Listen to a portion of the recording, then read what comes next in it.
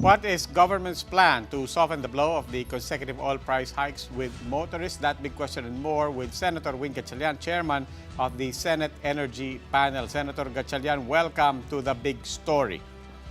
Thank you, Robbie. Good evening and good evening to you and Gretchen.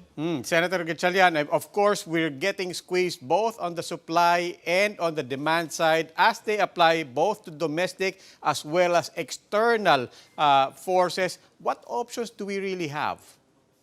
Well, Robbie, the issue of stabilizing our oil supply and also the prices of oil supply is a long-term endeavor. We cannot do this overnight because we're very dependent to imported oil.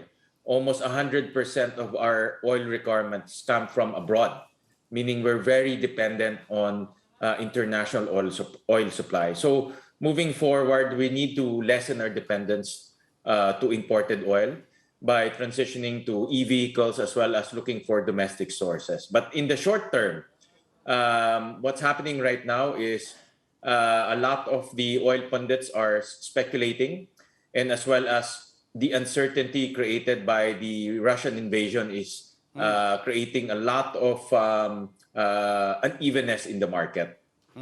Okay, well, you mentioned the long term. You mentioned also short term. I want to dwell a bit more on the short term. Among other things, you said, as a last resort, we may consider suspending excise taxes on oil.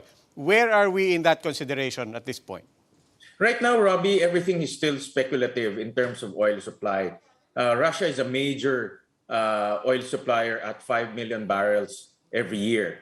And taking away 5 million barrels is a lot of, will create a lot of disruptions in the market. As we speak, we already have 1 million deficit, 1 million barrels of oil deficit as we speak.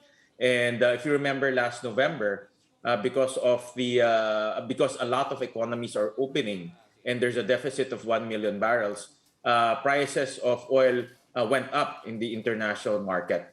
Luckily, luckily it went down in December, but this invasion created a lot of uncertainty that is pushing the prices up again. So in the short term, what we can implement is a shock absorber program. No? And one of the most effective shock absorber program is the Pantawid Pasada, which is already funded in the 2022 budget. There's about 2.5 billion pesos for Pantawid Pasada, and additional 500 million for fuel subsidy for the agriculture sector. So that's about 3 billion pesos in total. Okay, Senator Gatchalian, maraming salamat po. That was Senator Win Gatchalian, chairman of the Senate Energy Panel.